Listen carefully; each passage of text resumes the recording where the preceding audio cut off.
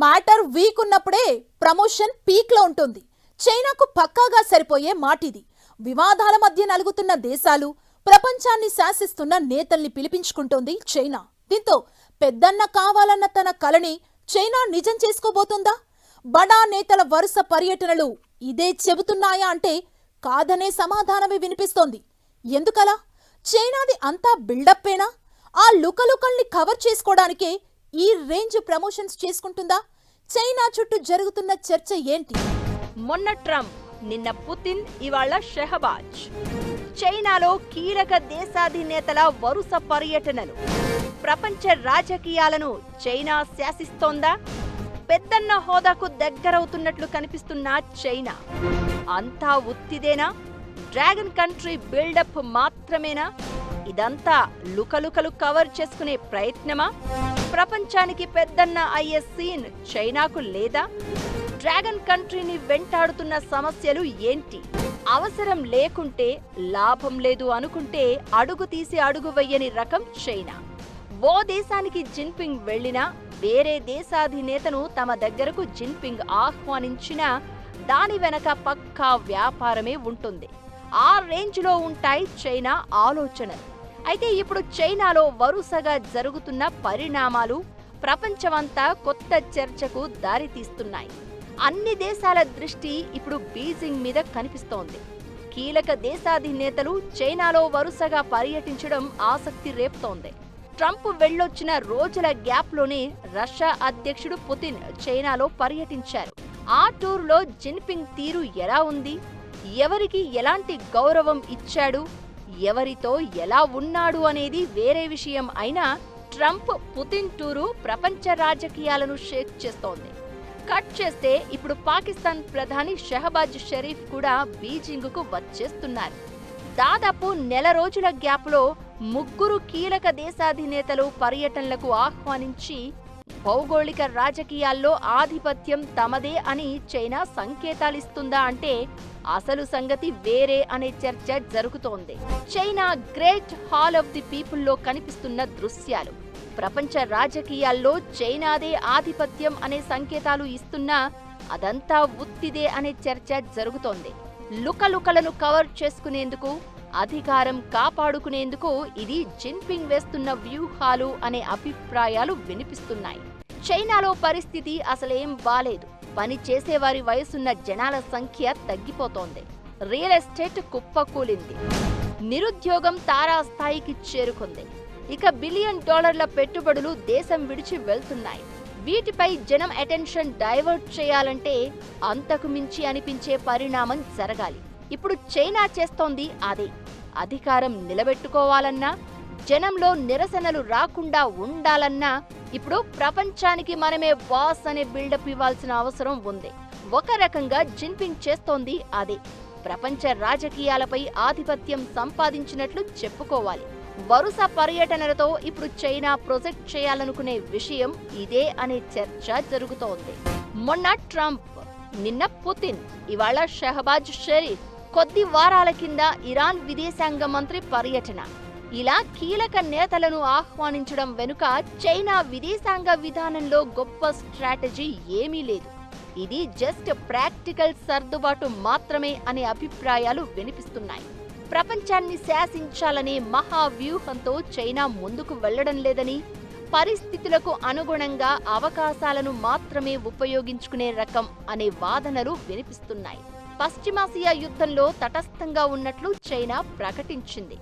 ఒకవైపు ఇజ్రాయెల్తో సంబంధాలు కొనసాగిస్తూనే మరోవైపు ఇరాన్కు అవసరమైన సహకారం అందిస్తోంది. ఇకటు రష్యా యుక్రెయిన్ విషయంలోనూ అదే. నిజానికి అటు పశ్చిమాసియా మీద కానీ, ఇటు యుక్రెయిన్ మీద కానీ చైనాకు ఎలాంటి టార్గెట్ లేదు.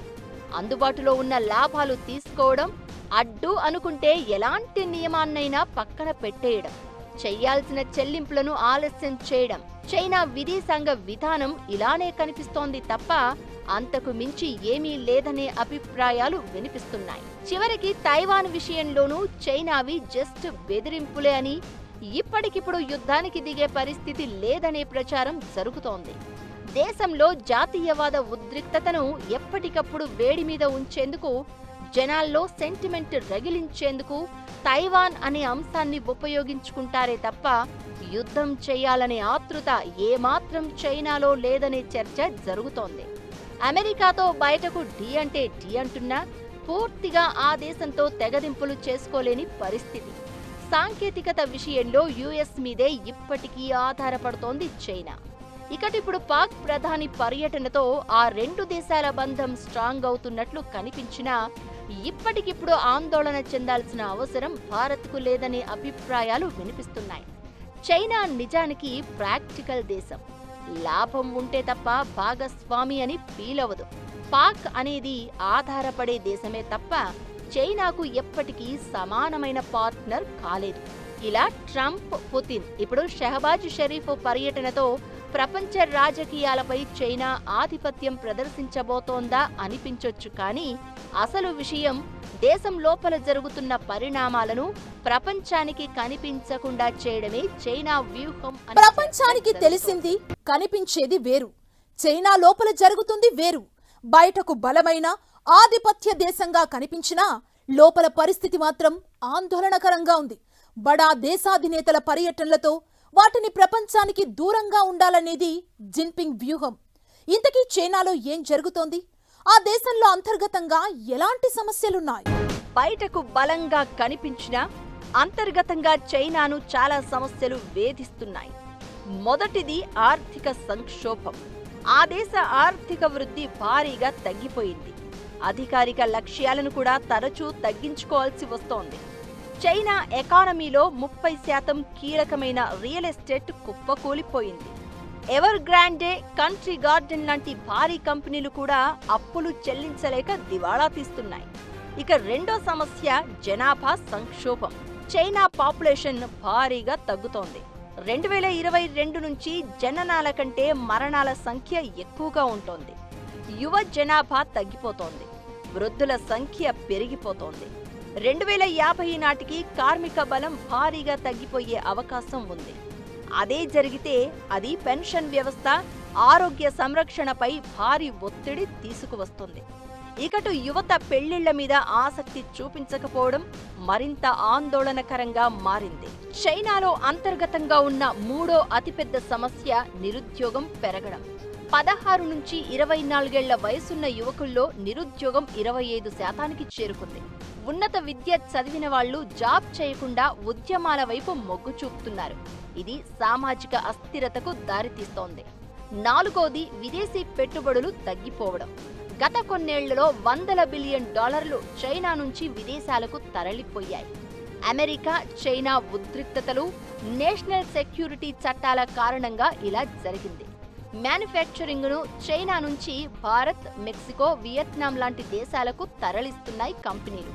వీటితో పాటు జిన్పింగ్ అధికారిక కేంద్రీకరణతో స్వేచ్ఛ తగ్గిపోవడం, జీరో కోవిడ్ పాలసీ తర్వాత జనాల్లో మొదలైన అసంతృప్తి, పర్యావరణ కాలుష్యం, నీటి కొరత, టెక్నాలజీ కోసం అమెరికాతో పాటు పశ్చిమ దేశాలపై ఆధారపడడం, ఇలా చైనాను చాలా సమస్యలు వెంటాడుతున్నాయి.